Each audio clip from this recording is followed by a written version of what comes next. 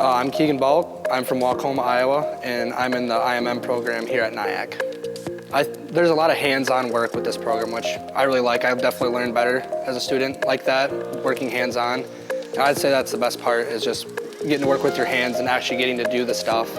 I really think that I've gained a lot of knowledge with like learning to set backlash on gears, or checking belt width, and like just little stuff that you don't really know.